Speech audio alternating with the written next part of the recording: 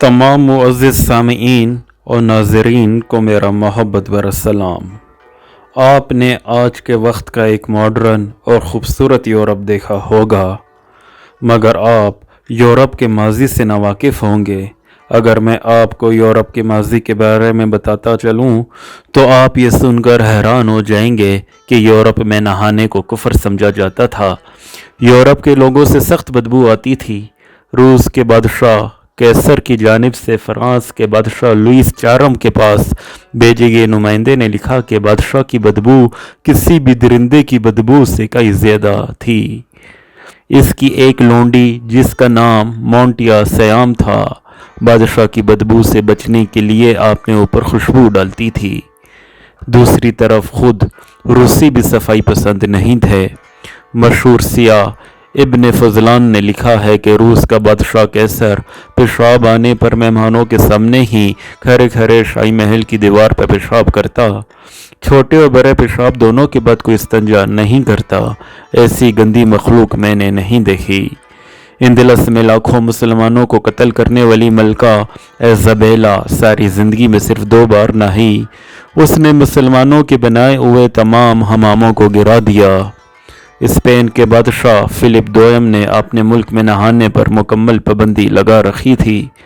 इसकी बेटी इज़ाबेल दोयम ने कसम खाई थी कि शहरों का मुआसरा ख़त्म होने तक दाखिली लिबास भी तब्दील नहीं करेगी, और मुआसरा ख़त्म होने में 3 साल लगे। ये आवाम के नहीं, मगरिब के बादशाहों और हुक्मरानों के वाक़यात हैं जो तारीख़ के सीने में महफूज हैं। इसका मतलब यह हुआ, जब हमारे सियाह किताबें लिख रहे थे, जब हमारे साइंसदान निज़ाम शमसी पर तहकीक कर रहे थे, उनके बादशाह नहाने को गुनाह करार देकर लोगों को कत्ल करवाते थे। जब लंदन और पेरिस की आबादियाँ 30 और 40 हज़ार थीं, उस वक्त इस्लामी शहरों की आबादियाँ 1-1 मिलियन हुआ करती थी।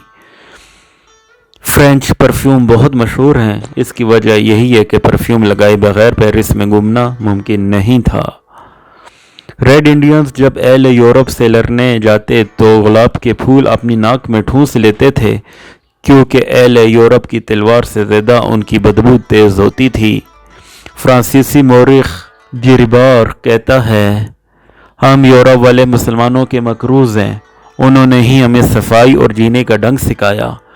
उन्होंने ही हमें नहाना और लिबास तब्दील करना सिखाया।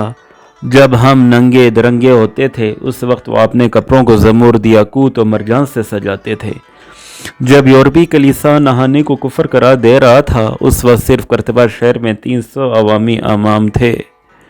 फिर वक्त ने पलटा और हमसे हमारी साइंस, हमारा इल्म, हमारी तरक्की के राज भी ले गया। हमें बदले में एहसास कमतरी दे दी। हमें फैशन नामी लफ्ज़ के साथ बेहुदगी दे दी। हमें मॉडर्न बनाने के नाम पर बेहयाई दे दी। हमने उनकी दी हुई और उस चीज़ को वेलकम किया जिससे हम बुरी तरह तबाह हो सकते थे। उन्होंने हमें आज़ादी का नाम और 7 गलत ताबीरें दे दी। हमने अपने नसाबों में बगावत के असूलों को आज़ादी के असूल करार देकर पढ़ाना शुरू कर दिया। फिर ऐसा हुआ कि हमने अयाशी को कामयाब ज़िंदगी समझना शुरू कर दिया। फिर ऐसा हुआ कि वो चांद पर जा रहे थे। हम तफरका प्रस्ती पर बहस कर रहे हैं, वो मरीख का सफ़र कर रहे हैं। हम 1300 साल पहले सहाबा के मुसलमान होने न होने पर बहस कर रहे हैं। उन्होंने समंदर में पेट्रोल के ज़खायर बनाना शुरू कर दिए हैं। हमने पेट्रोल से जलाओ, गिराओ, आग लगाओ तहरीकें चलाना शुरू कर दी हैं। उन्होंने अदब में ऐसे शाहकार तख्लीक करना शुरू किए जो अफकार बदल दें, तो हमने लब व रुखसार, चाय की प्याली, कॉलेज की लड़की लिखना शुरू कर दिया। उन्होंने कुरान को अपनी लेबॉर्ट्रीज़ का हिस्सा बना लिया और हमने अच्छे कीमती ग़िलाफ़ बनाना शुरू कर दिए और ताक की सजावट के मुकाबले शुरू कर दिए। उन्होंने उम्र फ़ारूक रज़ी अल्लाह ताला अन्हो की सादगी अपना ली और हमने अयाशी अपना ली। जब वो अपने बच्चों को ज़िंदगी की हकीकत सिखा रहे हैं, हम स्कूल, कॉलेज और यूनिवर्सिटीज़ में फर्स्ट, सेकंड और थर्ड पोजीशन लेने के गुर बता रहे हैं। अहले दानिश समझते हैं कि आइंदा जंगें मैदान जंग में नहीं, क्लासरूम्स में लड़ी जाएंगी, और आज हम नई नस्लों को मादियत परस्ती की भट्टी में झोंक कर पैसे को तरक्की और कामयाबी का इस्ताहारा करार दे रहे हैं। وہ اپنے بچوں کو جینا بتا رہے ہیں اور ہم ایک دوسرے سے جیتنا سکھا رہے ہیں۔ انہوں نے اپنی بے حیائی اور خواہشات کے سامان کو کم کر ویلنٹائن ڈے میں جمع کر دیا اور ہم نے اس کو منانے کے لیے روشن خیالی کا نیا نعرہ لگا دیا۔ جب وہ شیکسپیئر اور گوئٹے کے کلام کو الہامی روحانی کلام ثابت کرنے کی کوشش کر رہے ہیں، این اسی وقت ہم اقبال کو مشکل قرار دے کر اپنی نسل کو تن آسان بنا رہے ہیں۔ یہ ہے وقت کا پلٹا جو ہمیں خدا نے نہیں دیا۔ خدا بھی وہی ہے، زمانہ بھی وہی ہے، مگر معیار بدل گئے ہیں۔